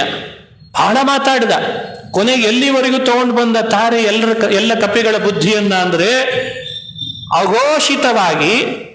ಅಘೋಷಿತವಾಗಿ ಮನಸ್ಸಿನಲ್ಲೆಲ್ಲ ತಾರೆ ಆಡಿದ ಮಾತುಗಳಿಂದ ಸಹಜವಾಗೇನ ಅಂಗದನಿಗೆ ಪಟ್ಟಾಭಿಷೇಕ ಅಂತ ಮಾಡಿಬಿಟ್ಟನಂತೆ. ಇದಕ್ಕೇನಂತಾರೆ ಅಂದ್ರೆ ಪಂಚತಂತ್ರ ಅಂತ ಒಂದಿದೆ. ನಾವು ಬದುಕಿನಲ್ಲಿ ಕೆಲವೊಮ್ಮೆ ದಂಡ ನೀತಿಯನ್ನು ಉಪಯೋಗಿಸಬೇಕು. ಸಾಮ ಮೊದಲನೇ ದಂಡ, ಎರಡನೆಯದ್ದು ದಾನ, ಮೂರನೆಯದ್ದು ಭೇದ. ಸಾಮ, ದಾನ, ಭೇದ, ಕೊನೆಯದಿದೆಯಲ್ಲ ದಂಡ. ಇದರಲ್ಲಿ ತಾರೆ ಎಕ್ಸ್ಪರ್ಟ್ 4ರಲ್ಲೂ ಇದ್ದಾನಂತೆ. ಜಗತ್ತಿಗೆ ದಂಡ ನೀತಿಯನ್ನು ಅವನು ಕೊಟ್ಟವನು. ದಂಡ ನೀತಿ ಅಂದ್ರೆ ಸಾಧಾರಣ ಅಲ್ಲ. ಒಂದೆಡೆ ಚಾರ್ವಾಕ ನಾಸ್ತಿಕ ಮತವನ್ನು ಬೃಹಸ್ಪತಿನೇ ಕೊಟ್ಟದ್ದಂತೆ, ನೀತಿಯನ್ನು ಜಗತ್ತಿಗೆ ಕೊಟ್ಟವನು ಬೃಹಸ್ಪತಿನೇ ಅಂತೆ. ಆ ಬೃಹಸ್ಪತಿಯ ನೀತಿಯ 14 ಅಂಶ ವಿದುರನಿಗೆ ಬಂತಂತೆ. ವಿದುರನ ಮೂಲಕ ಮಹಾಭಾರತದಲ್ಲಿ ಬೃಹಸ್ಪತಿಯ ನೀತಿ ಶಾಸ್ತ್ರದ 14 ಅಂಶ ತಗೊಂಡಿವಂತೆ ನಾವೆಲ್ಲ. ಇದು ನಿಜವಾದ ನೀತಿ ಶಾಸ್ತ್ರದ ಮೂಲದ ವಿಚಾರ. ಆ ರೀತಿ ನೀತಿ ಬಲ್ಲವನಾದ್ರಿಂದ ಇದಕ್ಕೇನ್ ನೀತಿ ಅಂತಾರೆ ಅಂದ್ರೆ ಭೇದಕ ನೀತಿ ಅಂತ ಕರೀತಾರೆ. ಭೇದಕ ಅಂದ್ರೆ ಅನೇಕ ಜನಸಮೂಹವನ್ನ ಒಂದು ಜನಸಮೂಹದಿಂದ ಬೇರ್ಪಡಿಸಿಬಿಡೋದು. ಇದು ಊರೂರಲ್ಲಿ ನಡೀತಿರ್ತದಲ್ಲ, ಅವಾಗ ಒಂದೊಳ್ಳೆ ಕೆಲಸ ಮಾಡ್ತಿರ್ತಾರೆ, ಒಂದೊಳ್ಳೆ ಸಂಘ ಸಂಸ್ಥೆ ಕಟ್ಟಿಕೊಂಡು ಅವರನ್ನು ಒಡೆದು ಬಿಡೋದು. ನೀವು ಅದನ್ನ ನೋಡ್ರಿ, ನೀವು ಅವರನ್ನು ಸೇರಿಸಿ ಮಾಡ್ಕೊಂಡ್ರೆ ಏನು ಉಪಯೋಗ ಇಲ್ಲ, ಇವರನ್ನು ಸೇರಿಸಿ ಮಾಡ್ರಿ ಚೆನ್ನಾಗಿರ್ತದೆ ಅನ್ನೋದು. ಹಿಂಗೆ ಬಹಳ ಕಡೆಯಲ್ಲಿ ಭೇದಕ ನೀತಿಯನ್ನು ಹುಟ್ಟಾಕ್ತಾರೆ. ಹಿಂಗಾಗಿ ದೊಡ್ಡ ದೊಡ್ಡ ಕೆಲಸಗಳು ಕಾರ್ಯಗಳು ಕೂಡ ಸಮಾಜದೊಳಗೆ ನಡೀದೇ ಇರೋ ಹಾಗಾಗಿಬಿಡುತ್ತೆ. ಬಹಳ ಭೇದಕ ನೀತಿಗಳು. ಯಾರೋ ಒಬ್ಬ ವ್ಯಕ್ತಿ ತನ್ನ ತನ್ನ ಸ್ವಾರ್ಥವನ್ನ ಅಲ್ಲಿ ಹುಳ ಹಾಕಿದಾಗ ಹಾಕಿ ಕ್ರಿಮಿ ಬಿಟ್ಟಾಗಿ ಬಿಟ್ಟು ದೊಡ್ಡ ಕಾರ್ಯ ನಡಿಬೇಕಾದ್ರೆ ಅಲ್ಲಿ ಒಡೆದು ಬಿಡ್ತಾರೆ. ತಾರೆ ಅಂಥವ್ರು ಬಹಳ ಜನ ಇರ್ತಾರೆ. ನಿಮಗದು ಎಚ್ಚರಿಕೆ ಇರಬೇಕದು. ದೊಡ್ಡ ದೊಡ್ಡ ಕೆಲಸ ಮಾಡ್ಬೇಕಾದ್ರೆ ಎಚ್ಚರ, ಅದು ಗೊತ್ತೇ ಆಗಲ್ಲ ಅವರೇ ಇವರು ಅಂತ. ತಾರೆ ಎಲ್ಲ ಕಡೆಯಲ್ಲಿ ಭೇದ ಹುಟ್ಟಿಸ್ಲಿಕ್ಕೆ ಶುರು ಮಾಡಿಬಿಟ್ಟ. ಆವಾಗ ಎಲ್ರಿಗೆ ಕಪಿಗಳಿಗೆ ಒಂದೇ ಧೋರಣೆ, ಅಂಗದ ರಾಜನಾಗ್ಬೇಕು, ನಾವೆಲ್ಲ ಅವನ ಪ್ರಜೆಗಳಾಗ್ಬೇಕು, ಸುಗ್ರೀವನ್ ಸುದ್ದಿನೇ ಬೇಡ, ನಾವಾಯ್ತು ನಮ್ದಾಯ್ತು ಅಂತ ಹಿಂಗ್ ಶುರು ಮಾಡಿಬಿಟ್ರು. ಆಂಜನೇಯ ದೂರದಲ್ಲಿ ಕೂತವನು ಎದ್ದು ಬಂದಂತ. ಎಲ್ರದಾಯ್ತಾ ಅಂದ. ತಾರೆ ನಿನ್ ಮಾತು ಮುಗೀತಾ ಅಂದ. ಮುಗೀತಾ ಅಂದ. ತಾರೆಗೆ ಅಲ್ಲೇ ನಡಕ ಹುಟ್ಟಿತ್ತಂತ ಆಗಳೆ. ಆಂಜನೇಯ ಬಂದ್ಬಿಟ್ನಲ್ಲಪ್ಪ, ನಂದೆಲ್ಲ ಬಿಡ್ದು ಹೋಗ್ತದೆ ಅಂತ. ಅಂಗದನಿಗೆ ತಾರೆಗೆ ಅಳಿಯ ಮಾವ, ಸೋದರ ಅಳಿಯ, ಅವನು ಸೋದರ ಮಾವ. ಒಂದೇ ಮಾತು ಆಂಜನೇಯ ಹೇಳಿದ್ನಂತೆ ಕಪಿಗಳಿಗೆಲ್ಲ, ರಾಮನಿಗೆ ಪ್ರತೀಕಾರ ಮಾಡೋ ನಿನ್ನ ಮಾತಿದೆ ಅಲ್ಲ, ಇನ್ನೊಂದ್ಸಲಿ ಆಡಿದ್ರೆ ಎಚ್ಚರಿಕೆ ಇರಲಿ ಅಂತನ್ನಂತೆ. ಇಷ್ಟು ಹೇಳಿ ಒಂದು ಮಾತು ಹೇಳ್ತಾನೆ ಆಂಜನೇಯ. ಮತ್ತೊಂದು ಏನು ಹೇಳ್ದ ಅಂದ್ರೆ, ಅಂಗದಸ್ಯ ರಾಜ್ಯಾಯ ತಾರಾಭಿಹಿತಂ ವಾಕ್ಯಂ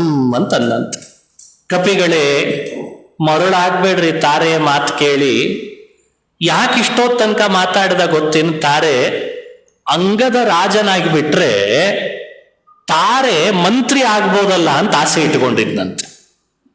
ಈಗ ಸೋದರ ಅಳಿಯ, ಅವನ ಸಹೋದರಿಯನ್ನೇ ವಾಲಿಗೆ ಮದುವೆ ಮಾಡಿ ಕೊಟ್ಟಿದ್ದ ತಾರ.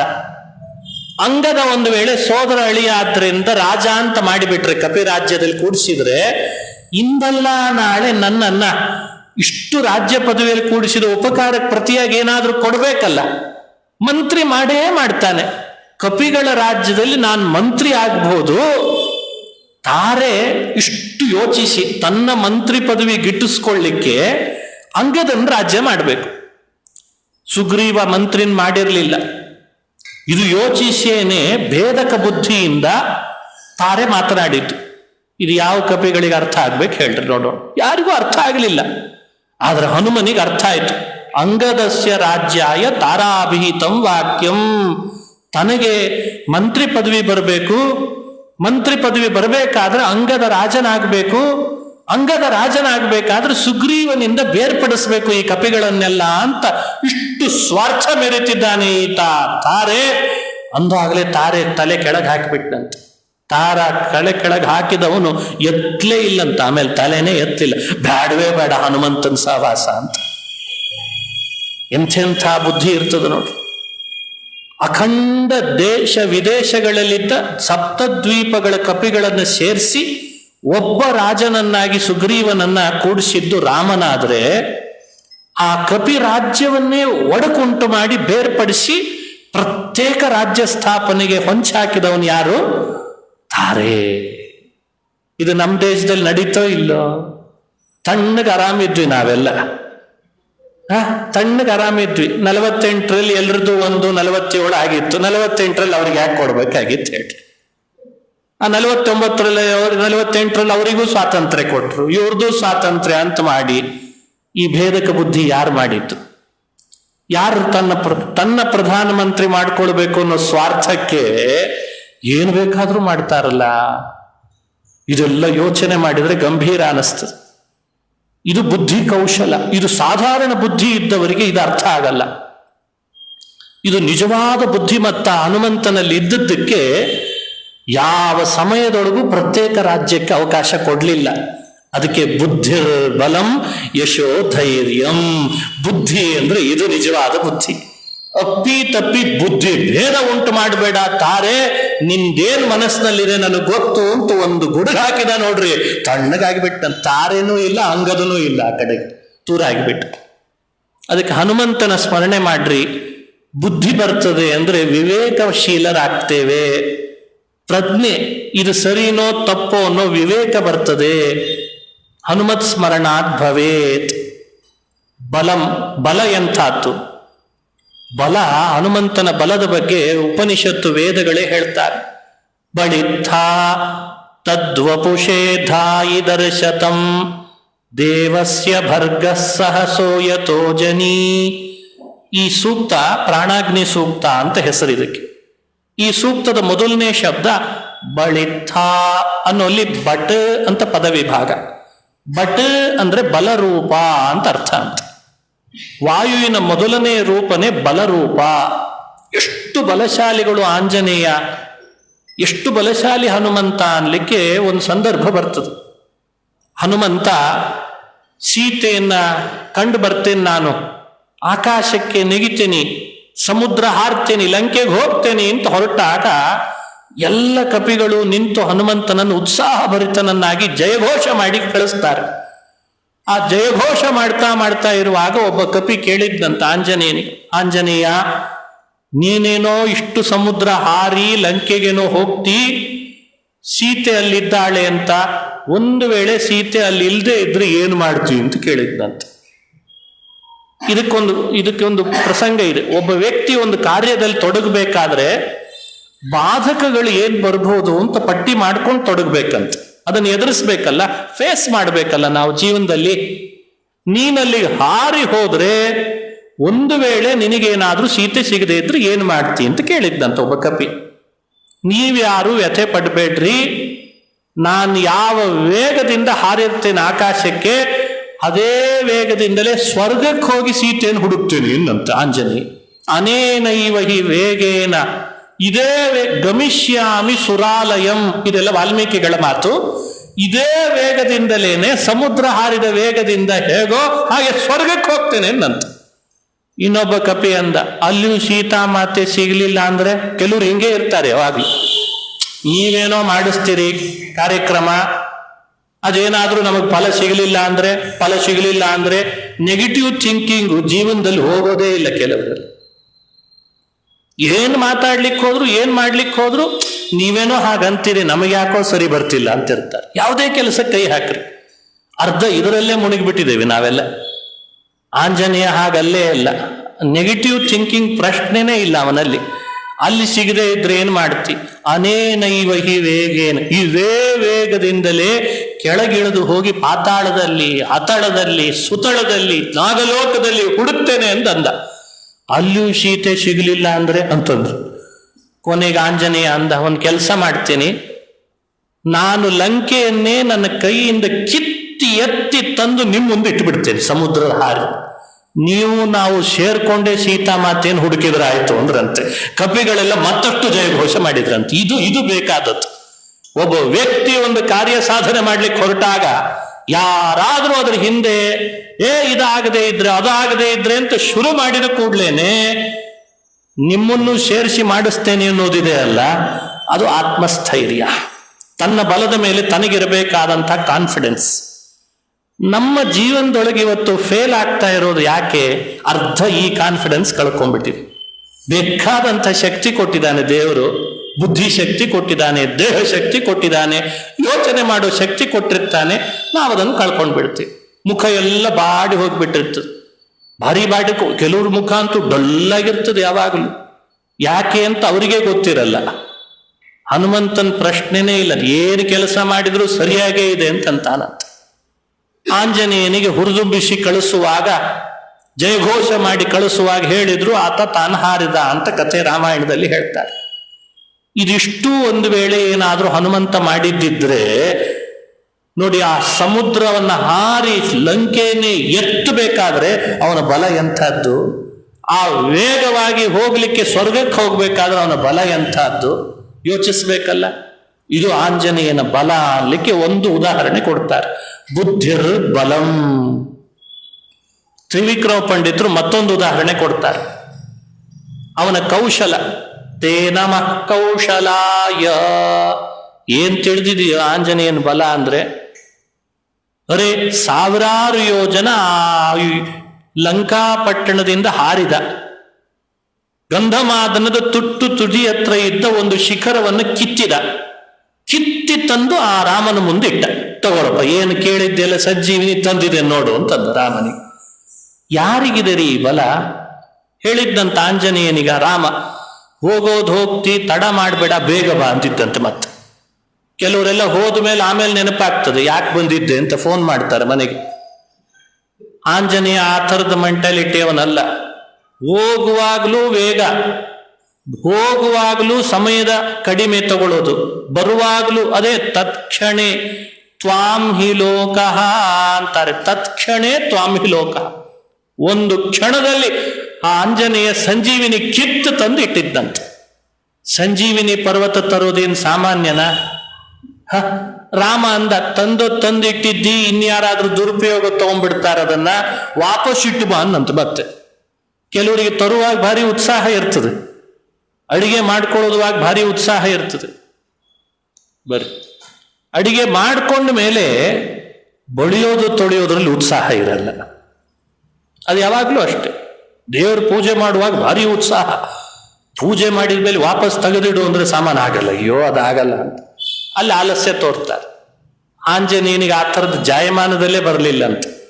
ಅವನು ಹೋಗುವಾಗ ಎಷ್ಟು ಉತ್ಸಾಹದಿಂದ ಹೋಗಿ ತಂದಿದ್ದ, ಕೆಲಸ ಮುಗಿದ ಮೇಲೆ ವಾಪಸ್ ಇಡು ಅಂದ್ರೆ ಅದೇ ಉತ್ಸಾಹ ಅಂತೆ. ಆದ್ರೆ ವಾಪಸ್ ಹೋದ್ರೆ ಯುದ್ಧ ಮಾಡ್ಲಿಕ್ಕೆ ಆಗಲ್ಲ ಅಂತ ಹೇಳಿ ನಿಂತಲ್ಲೇ ನಿಂತು ಎಸದ.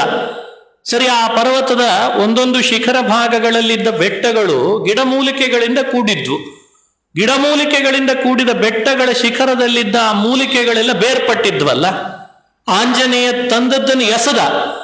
ಎಸೆದದ್ದು ಅಷ್ಟೇ ಸಾವಿರಾರು ಯೋಜನೆ ದೂರದಿಂದಲೇ. ಪ್ರಾಕ್ ಪಂಚ ಷಟ್ಸಹಸ್ರೈ ವ್ಯವಹಿತ ಮಹಿತಂ, ಇದನ್ನೇ ಹೇಳಿದ್ದಾರೆ ತ್ರಿವಿಕ್ರಮ ಪಂಡಿತರು. ಎಸೆದರೆ ಆ ಬೆಟ್ಟ ಮತ್ತೆ ಪುನಃ ಹೋಗಿ ಅದದೇ ಗಿಡಮೂಲಿಕೆಗಳ ಜೊತೆಗೇ ಕೂಡ್ಕೊಂಡು ಬಂತು.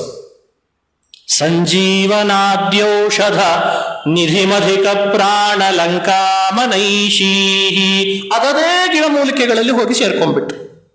ಹಾಗಾಗಿ ಸಂಜೀವನ ಬೆಟ್ಟವನ್ನೇ ಸಂಜೀವನಗೊಳಿಸಿದಂತಹ ಮಹಾನುಭಾವ ಆಂಜನೇಯ.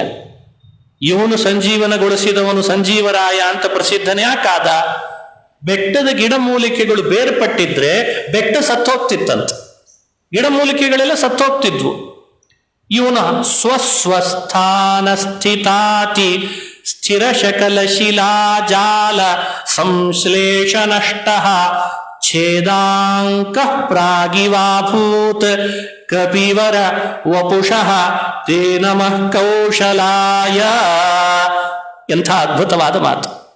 ಆ ಪರ್ವತದ ಆ ಸ್ಥಾನಗಳಲ್ಲಿ ಬೇರ್ಪಟ್ಟಿದ್ರೆ ಬೆಟ್ಟಕ್ಕೆ ಹಾನಿ ಆಗ್ತಾ ಇತ್ತು. ಬೆಟ್ಟಕ್ಕೆ ಹಾನಿ ಆಗಬಾರ್ದು, ಒಳಗಡೆ ಬೆಳೆದ ಗಿಡಮೂಲಿಕೆಗಳಿಗೆ ಹಾನಿ ಆಗಬಾರ್ದು, ಗಿಡಮೂಲಿಕೆಗಳ ಬೇರುಗಳು ತಾವಾಗೆ ಯೋಜನೆ ಆಗಬೇಕು.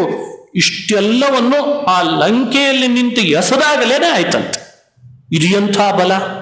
ಅದಕ್ಕೆ ತ್ರಿವಿಕ್ರಮ ಪಂಡಿತರು ಹನುಮಂತ ನಿನಗೆ ನಮಸ್ಕಾರ ಮಾಡೋದು ಇರಲಿ, ನಿನ್ನ ಕೌಶಲಕ್ಕೊಂದು ನಮಸ್ಕಾರ ಮಾಡ್ತೀನಿ ಅಂದ್ರು ಅವರು.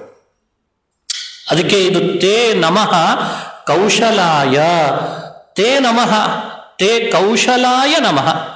ನಿನಗೂ ಒಂದು ನಮಸ್ಕಾರ, ನಿನ್ನ ಕೌಶಲಕ್ಕೂ ಒಂದು ನಮಸ್ಕಾರ ಅಂತಂದ್ರಂತೆ. ಇದು ಬಲ ಅಂದ್ರೆ ಬಲ, ಸ್ವಾಭಾವಿಕ ಬಲ, ಔಪಾಧಿಕ ಬಲ ಅಂತ ಕರೀತಾರೆ. ಔಪಾಧಿಕ ಬಲ ಪ್ರೋನ್ನತೌ ಅಂತ ತಾತ್ಪರ್ಯ ನಿರ್ಣಯ.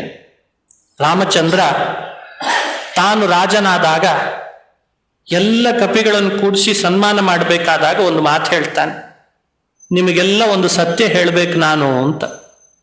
ಆವಾಗ ಈ ಮಾತನ್ನ ಎಲ್ಲರ ಮುಂದೂ ಹೇಳಿದ್ನಂತೆ.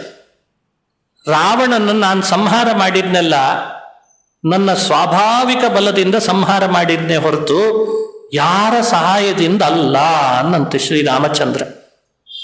ರಾವಣನನ್ನ ಕೊಲ್ಲಿಕ್ಕೆ, ಎದುರಿಸಲಿಕ್ಕೆ, ಯುದ್ಧ ಮಾಡಲಿಕ್ಕೆ, ಗೆಲ್ಲಿಕ್ಕೆ ಸ್ವಾಭಾವಿಕ ಬಲ ಇರೋದು ಇಬ್ಬರಿಗೇನೆ ಅಂತಂತಾನೆ. ಒಂದು ನನಗೆ, ಇನ್ನೊಂದು ಹನುಮಂತನಿಗೆ ಅಂತಂದಂತೆ. ಹನುಮ ಸ್ವಾಭಾವಿಕ ಬಲದಿಂದ ರಾವಣನನ್ನ ಎದುರಿಸ್ತಾನೆ. ಸಂದರ್ಭಗಳನ್ನ ರಾಮ ಬಹಳಷ್ಟು ವಿವರಣೆ ಕೊಟ್ಟು ಹೇಳ್ತಾನಾಗ. ಈ ಹನುಮಂತನ ವಿರುದ್ಧ ಯಾವಾಗ ರಾವಣ ಯುದ್ಧ ಮಾಡಿದ ಅವಾಗೆಲ್ಲ ಸೋತ. ರಾಮನ ವಿರುದ್ಧ ಅಂತೂ ಸತ್ತೇ ಹೋದ, ಯುದ್ಧ ಮಾಡ್ಲಿಕ್ಕೆ ಹೋಗಿ ಸತ್ತೇ ಹೋದ. ರಾವಣನ ವಿರುದ್ಧ ಬೇರೆಯವರು ಯುದ್ಧ ಮಾಡಿದ್ರಂತೆ. ಕಾರ್ತವೀರ್ಯಾರ್ಜುನ ಅಂತ ಒಬ್ಬ ಇದ್ದ, ಅವನು ಯುದ್ಧ ಮಾಡಿದ್ದ, ಅವನು ಗೆದ್ದಿದ್ದ ಅಂತ ರಾಮಾಯಣದ ಕಥೆ. ರಾಮ ಹೇಳ್ತಾನೆ, ಕಾರ್ತವೀರ್ಯಾರ್ಜುನ ಗೆದ್ದದ್ದು ಸ್ವಾಭಾವಿಕ ಬಲದಿಂದ ಅಲ್ಲ, ಅವನಿಗೆ ವರ ಇತ್ತು ದತ್ತಾತ್ರೇಯಂದು, ಅದಕ್ಕೆ ಗೆದ್ದ ಅಂತ ಹೇಳ್ತಾನೆ. ಇದು ಸ್ವಾಭಾವಿಕ ಬಲದಿಂದ ಗೆದ್ದದ್ದು ಅಲ್ಲ. ವಾಲಿ ಗೆದ್ದ, ವಾಲಿಗೆ ವರಬಲ ಇತ್ತಂತೆ. ವರ ಇದ್ದದ್ರಿಂದ ವಾಲಿ ರಾವಣನನ್ನು ಗೆದ್ದಿದ್ದ, ವರ ಇದ್ದದ್ರಿಂದ ಕಾರ್ತವೀರ್ಯಾರ್ಜುನ ಗೆದ್ದಿದ್ದ. ನಾನು ಹನುಮ ಮಾತ್ರ ಸ್ವಾಭಾವಿಕ ಬಲದಿಂದ ರಾವಣನನ್ನು ಗೆದ್ದವರು ಅಂತ ಹೇಳ್ತಾನೆ. ಈ ಸಂದರ್ಭವನ್ನ ರಾಮನೇ ಸ್ವತಃ ಹೇಳಬೇಕಾದ್ರೆ ಹನುಮನ ಬುದ್ಧಿ, ಹನುಮನ ಬಲ ಎಂಥದ್ದು? ಬುದ್ಧಿರ್ ಬಲಂ, ಇದು ಸ್ವಾಭಾವಿಕವಾದ ಬಲ. ಅದಕ್ಕೆ ಅವನ ಸ್ಮರಣೆ ಮಾಡಿದ್ರೆ, ಅವನ ಕಥೆ ಕೇಳಿದ್ರೆ, ಅವನನ್ನು ಉಪಾಸನೆ ಮಾಡಿದ್ರೆ, ಹನುಮದ ಉಪಾಸನೆ ಮಾಡಿದ್ರೆ ಖಂಡಿತ ಬಲ ಬರ್ತದಂತೆ. ನಿರ್ವ್ಯಾಜವಾಗಿ ಮಾಡಬೇಕು, ನಿಷ್ಕಾಮವಾಗಿ ಮಾಡಬೇಕು, ಆವಾಗ ಬರ್ತದೆ. ಯಶೋ ಧೈರ್ಯಂ, ಕೀರ್ತಿ ನೋಡ್ರಿ ಎಂಥ ಕೀರ್ತಿ, ಹನುಮಂತನ ಕೀರ್ತಿ. ವೇದಗಳಲ್ಲಿ ಪ್ರಸಿದ್ಧವಾದ ಕಥೆ ಹನುಮನ ಕಥೆ. ವೇದದಲ್ಲಿ ಪ್ರಸಿದ್ಧವಾದ ಕಥೆ ಅಂದ್ರೆ ವೇದವೂ ಕೊಂಡಾಡುತ್ತದೆ ಅಂದ್ರೆ ಹನುಮನ ಕೀರ್ತಿ ಎಂಥದ್ದು? ವೇದ ಕೊಂಡಾಡುತ್ತದೆ, ಮಹಾಭಾರತ ಕೊಂಡಾಡುತ್ತದೆ, ರಾಮಾಯಣ ಕೊಂಡಾಡುತ್ತದೆ, ಇತಿಹಾಸ ಪುರಾಣಗಳು ಕೊಂಡಾಡುತ್ತವೆ. ಇದಕ್ಕಿಂತ ಏನ್ ಬೇಕು ಹೇಳ್ರಿ? ಆಂಜನೇಯನ ಕೀರ್ತಿಗೆ ಸಾಕಷ್ಟು ಕಥೆಗಳಿದ್ದಾವೆ. ಅವನ ಕೀರ್ತಿಯ ಪಥ ಧೈರ್ಯಂ, ಬುದ್ಧಿ, ಬಲಂ, ಯಶೋ, ಧೈರ್ಯಂ. ಅವನ ಕೀರ್ತಿ ಸ್ವಚ್ಛವಾದ ಕೀರ್ತಿ. ಸ್ವಚ್ಛವಾದ ಕೀರ್ತಿ. ಚಂದ್ರನ ಬೆಳಕು ಎಷ್ಟು ಸ್ವಚ್ಛವಾಗಿ ಆಕಾಶದಲ್ಲಿ ಬೀಳ್ತದೆ, ಅಷ್ಟು ಸ್ವಚ್ಛವಾದ ಕೀರ್ತಿ ಆಂಜನೇಯನ ಕೀರ್ತಿ. ಅವನ ಜೀವನದೊಳಗೆ ಅಪಕೀರ್ತಿ ಬಂದದ್ದೇ ಇಲ್ಲ ಆಂಜನೇಯನಿಗೆ, ಬರೀ ಸತ್ಕೀರ್ತಿನೇ ಅಂತೆ, ಅಷ್ಟು ಕೀರ್ತಿ ಸಂಪನ್ನರು. ಧೈರ್ಯ ಮತ್ತು ಕೀರ್ತಿ ಎರಡನ್ನ ಬೇಗ ಅನುಸಂಧಾನ ಮಾಡಬಹುದು. ಧೈರ್ಯ ಅಂದ್ರೆ ಏನು? ಹನುಮನ ಧೈರ್ಯದ ಬಗ್ಗೆ ತಿಳಿಬೇಕಾದ್ರೆ ಧೈರ್ಯ ಅಂದ್ರೆ ಏನು? ಧೀರ ಅಂತ ಯಾರನ್ನು ಕರೀತಾರೆ? ಧೀರ ಅಂತ ಕಾಳಿದಾಸ ಧೈರ್ಯದ ಬಗ್ಗೆ ವಿವರಣೆ ಕೊಡುವಾಗ ಒಂದು ಮಾತು ಹೇಳ್ತಾನೆ. ವಿಕಾರ ಹೇತೋ ಸತಿ ವಿಕ್ರಿಯಂತೆ ಯೇಷಾಂ ನ ಚೇತಾಂಸಿ ತಯೇವ ಧೀರಾಃ. ಕಾಳಿದಾಸ ಹೇಳುವ ಮಾತು.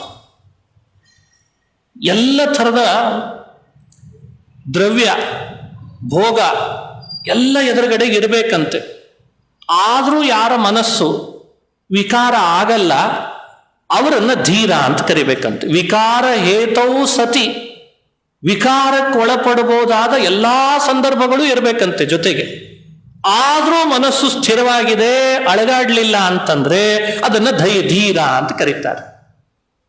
ರಾಮಾಯಣದಲ್ಲಿ ಈ ಪ್ರಸಂಗ ಚೆನ್ನಾಗಿ ವರ್ಣನೆ ಆಗ್ತದೆ. ವಿಕಾರಕ್ಕೊಳಪಡುವ ಸಂದರ್ಭಗಳೆಲ್ಲ ಹನುಮಂತನಿಗೆ ಬಂತಂತೆ.